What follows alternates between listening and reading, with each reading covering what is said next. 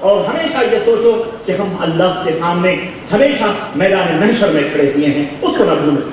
یہ آپ کی عمر کا تقاضا ہے، یا آپ کی عمر جو اللہ تعالیٰ نے عطا فرمائی ہے، جسے سوال کیے جائیں گے تو اس کے بارے میں جواب دینا ہے، اس کے بارے میں بے فکر کرنا ہے۔ اسی طرح سے جوانی جو اللہ تعالیٰ نے عطا فرمائی ہے، اس کے بارے میں پوچھا جائے گا کہ تم نے اس کو کہاں پرانا کیا۔ اس جوانی کی مثال میرے عزیزوں بالکل کپڑے کی مانند ہے۔ جس طرح کپڑا پہن کر ہم پرانا کر دیتے ہیں پھر وہ پھٹ جاتے ہیں کپڑے، بالکل اسی طرح جوانی ایک دفعہ آتی ہے، جوانی آئی ہے، یہ جوانی جو آگے بڑھتی ہے ایک دن آئے گا یہ جوانی ڈھل جائے گی اور یہ جوانی پھٹ جائے گی اور تمہارے ہاتھ پاؤں ہلنے شروع ہو جائیں گے اور پھر وہ جوانی ختم ہو جائے گی، بڑھاپا آ جائے گا۔ اب اللہ تبارک تعالیٰ نے یہ جو جوانی دی ہے اس جوانی کے بارے میں پوچھے گا کہ اس کو کیسے گزارا، کھیل کود میں، لہو و لعب میں، سیر سپاٹے میں، اس جوانی دیوانی مستانی رقص و سرود میں، گانے بجانے میں، سینما ہالوں میں یا ریستورانوں میں یا نائٹ کلبوں میں یا اسٹیڈیموں میں یا حیاسوز مناظر اور بے حیائی اور فحاشی کے دیکھنے میں تم نے جوانی کہاں گزاری؟ تم خود اپنی اس جوانی کے بارے میں اپنے دل سے جو اللہ تعالیٰ پوچھے گا اسی وقت پوچھ لو۔ جن چیزوں سے اللہ اور اس کے رسول نے منع کیا ہے، فحاشی کے اڈوں پر، طوائفوں کے چکروں پر، عورتیں حسین و خوبصورت جمیل محجبینوں کے آغوش میں، شراب اور کباب اور جوئے اور سٹے اور اسی طرح سے برائیوں کے اندر تم نے یہ جوانی کیسے گزاری؟ فالتو اوقات ضائع کرتے ہوئے گپاسٹکوں میں، ادھر ادھر گپاسٹکوں کے اندر دوسروں کی غیبت، چغلیاں اور برائیاں اور اپنے دماغ کو دوسروں کی ایذا پہنچانے کے اندر صرف کیا تم نے؟ یہ جوانی تم نے کیسے گزاری؟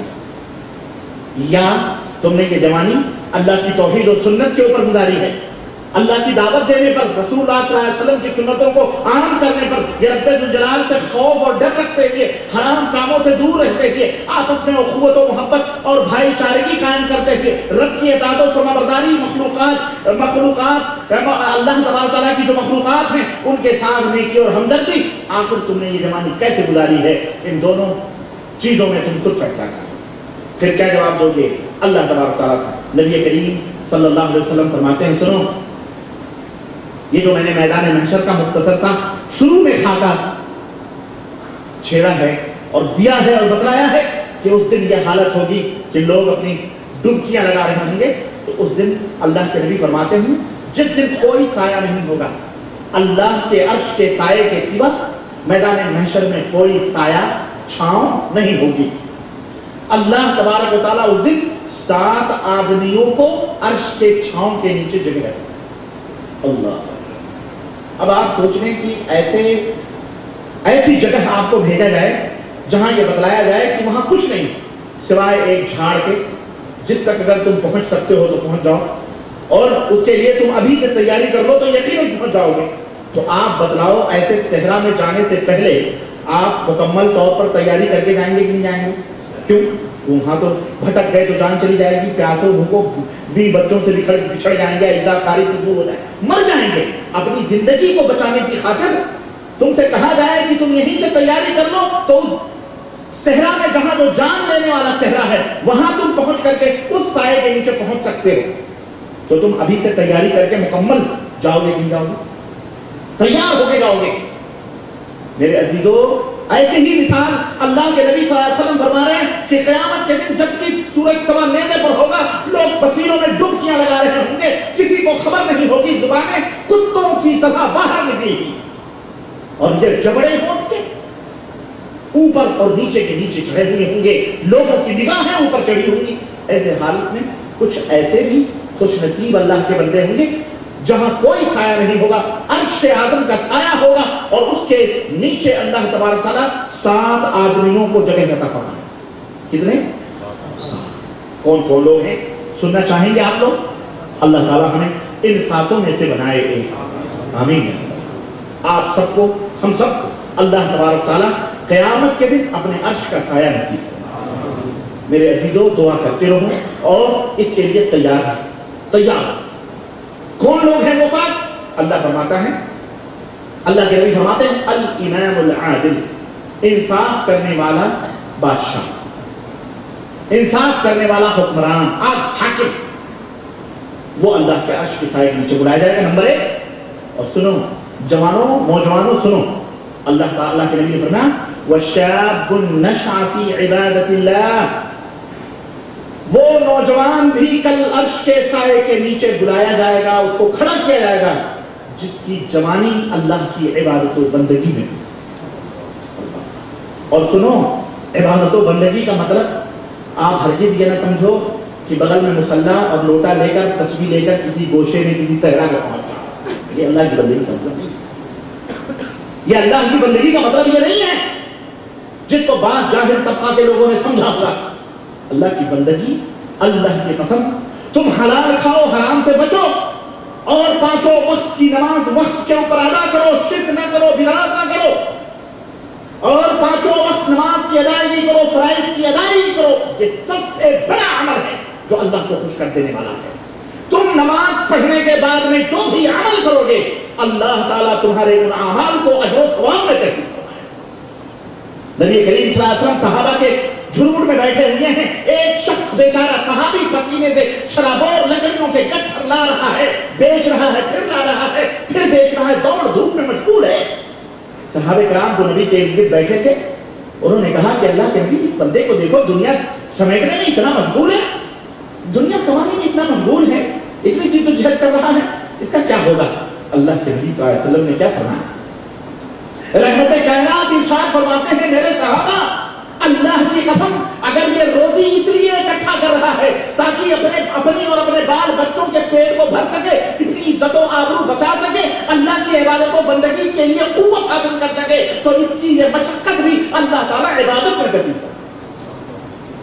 اللہ، تو تم نا امید نہ ہو، مایوس نہ ہو کہ تم نے اپنے بال بچوں کے لیے اتنا لمبا چوڑا سفر کیا، اپنی آخرت میں گھر بنانے کے لیے، اس کے لیے اللہ کی قسم میرے عزیزو، میرے بھائیو، اگر تم اپنی نیتوں کو درست کر لو گے تو تم یہاں 4 سال 2 سال 10 سال جو بھی عمل کر کے حلال طریقے سے جو بھی کام کر کے کماؤ گے، تمہارا یہاں وجود، تمہارا یہاں کام، یہ بھی اللہ تعالیٰ تمہارے نام اعمال میں، نیکیوں میں انشاءاللہ۔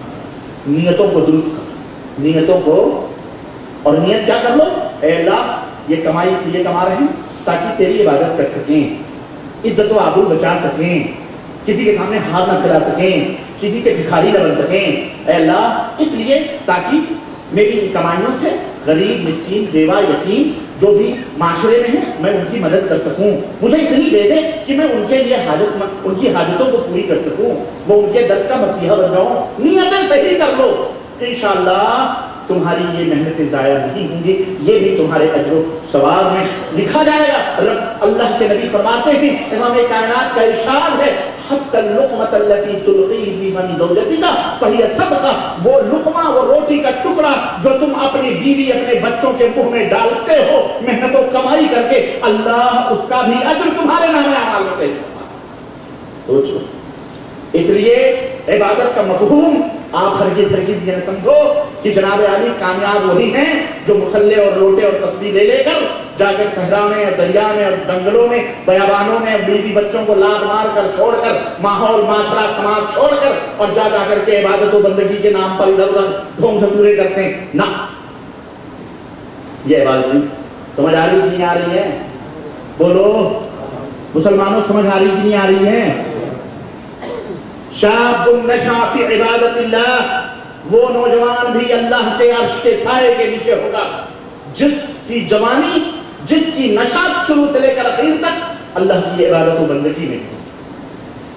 نمبر 3، وَرَجُلٌ قَلْبُهُ مُعَلَّقٌ بِالْمَسَاجِدِ، اللہ اکبر، وہ آدمی بھی عرش کے سائے کے نیچے بلایا جائے گا جس کا دل مسجد کے اندر لگا ہوا، نماز پڑھ کے گیا، دوسرے کاموں میں مشغول ہے، کام کر رہا ہے، لیکن اس کا دل یہ کہہ رہا ہے اذان ہوگی، اللہ کے گھر کی طرف عبادت کے لیے جاؤ۔ یہ ہے تعلق بالمساجد۔ یہ نہیں کہ سب کو چھوڑ کر مسجد کے کسی گوشے میں اعتکاف بیٹھ جائے، نہیں۔ رجل قلبه معلق بالمساجد، ورجلان، نمبر 4، ورجلان تحابا فی اللہ اجتمع علیہ وافترقا علیہ، دو بندے اللہ کے آپس میں ایک دوسرے سے محبت کریں، اللہ انہیں جو چیز ملاتی ہے وہ کس کے لیے؟ اللہ کے لیے، اور اگر وہ جدا ہوتے ہیں تو اللہ ایک شخص نبی کریم صلی اللہ علیہ وسلم فرماتے ہیں اپنے گھر سے نکلا، اپنے کسی قریے میں کسی بستی میں اپنے دوست سے ملاقات کرنے کے لیے ایک فرشتے کو رب ذوالجلال نے بھیجا آدمی کی شکل بنا کر کہ جاؤ اس سے پوچھو وہ کہاں جا رہا ہے اور اسے یہ خوشخبری دی۔ راستے میں ایک آدمی ملا، اسے پوچھا اللہ کے بندے تو کہاں جا رہا؟ اس نے کہا میں فلانی بستی میں جا رہا ہوں۔ کیا کرنے جا رہا ہوں؟ وہاں ہمارے ایک دوست ہیں ان سے ملنے۔ تجھے اس سے کوئی ضرورت ہے لینے اس لیے تو جا رہا ہے ملنے؟ اس نے کہا نہیں کوئی ضرورت نہیں ہے مجھے اس سے، مجھے کوئی ضرورت ہے۔ ٹھیک ہے تو اس لیے جا رہا ہوگا کہ تیرا کوئی قرض اور اس کے اوپر ہوگا وہ لینے کے لیے مطالبہ کرنے کے، بولے نہیں واللہ ایسی کوئی چیز نہیں۔ ٹھیک ہے تو پھر اس سے تو قرض لینے کے لیے جا رہا ہوگا یا کوئی؟ کہا نہیں ایسی بھی کوئی چیز نہیں، مجھے کسی چیز نے مجھے اپنے گھر سے نہیں نکالا ہے سوائے اس کے کہ وہ میرا دوست ہے، میرا بھائی ہے، اسلام دینی بھائی ہے، میں اس سے ملنے جا رہا ہوں۔ اللہ، اس فرشتے نے کیا کہا اے اللہ کے بندے میں تجھے خوشخبری دیتا ہوں کہ میں اللہ کا فرشتہ ہوں، اللہ نے مجھے بھیجا ہے اور تجھے یہ خوشخبری سنانے کے لیے بھیجا ہے کہ تیری نیت صرف اپنے مسلمان بھائی سے ملاقات کی ہے، اللہ تبارک و تعالیٰ نے تجھے یہ خوشخبری دی ہے کہ اس ملاقات کی وجہ سے اللہ نے تیرے گناہ معاف فرما دیے، تیرے اوپر جنت کو واجب کرا۔ اللہ تبارک و تعالیٰ کو بہانا چاہیے مغفرت کرنے کے، بخشنے کے، اللہ عز و جل نے۔ تو بھائیو آج کل تو بڑے اچھے مواقع ہیں اپنے بھائیوں سے ملاقات کرنے کے، الحمدللہ فیکس ہیں، ٹیلی فون ہے، کوئی ضرورت نہیں ہے، کوئی ضرورت نہیں ہے، ٹیلی فون کے نمبر ملائے، السلام علیکم، وعلیکم السلام، کیسے ہو بھائی، بال بچے کیسے ہیں، خیریت سے ہیں آپ، مزے میں ہیں؟ ہاں بھائی اللہ کا شکر ہے، الحمدللہ اللہ کا فضل ہے۔ کیسے کس لیے فون کیا؟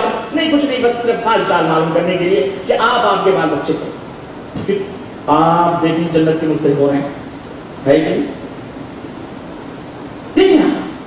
اس لیے یہ جو موبائلوں میں ایسے جو حال چال پوچھتے ہوئے ایک دوسرے سے بے غرض ہو کے پوچھو گے، اللہ تبارک و تعالیٰ خوش ہوگا، اور عین ممکن ہے کہ جو خوشخبری اس فرشتے نے اس کو دی ہے تم بھی اس خوشخبری کی مستحق ہو جاؤ۔ تو رب کے یہاں جنت پانے کے لیے بہانے چاہیے، یہ اللہ تبارک و تعالیٰ کا ہے۔ وَرَجُلٌ دَعَتْهُ امْرَأَةٌ ذَاتُ مَنْصَبٍ وَجَمَالٍ، اور وہ نوجوان بھی جنت میں جائے گا، عرش کے سائے کے نیچے ہوگا، جسے کسی بڑے پوسٹ والی، اونچے منصب و نام والی، حسین و خوبصورت لڑکی نے کھڑکی کھول کر یا سڑک پر یا روڈ پر کہیں سے اسے آواز دی، آؤ، اشارہ کیا، کس لیے؟ برائی کی، بدکاری کے لیے۔ تم جا رہے تھے، غریب ہو مسکین ہو، اس کو ضرورت پڑی، دروازہ کھولا، آ جاؤ آ جاؤ، غریب مسکین ہو، بڑے مالدار گھرانے کی ہے، وہ حسین و خوبصورت ہے، اس نے برائی کے لیے بلایا۔ اللہ کے نبی فرماتے ہیں فقال انی اخاف اللہ، اللہ اکبر، اللہ ہم سب کو اس کی توفیق عطا فرمائے، بولو آمین۔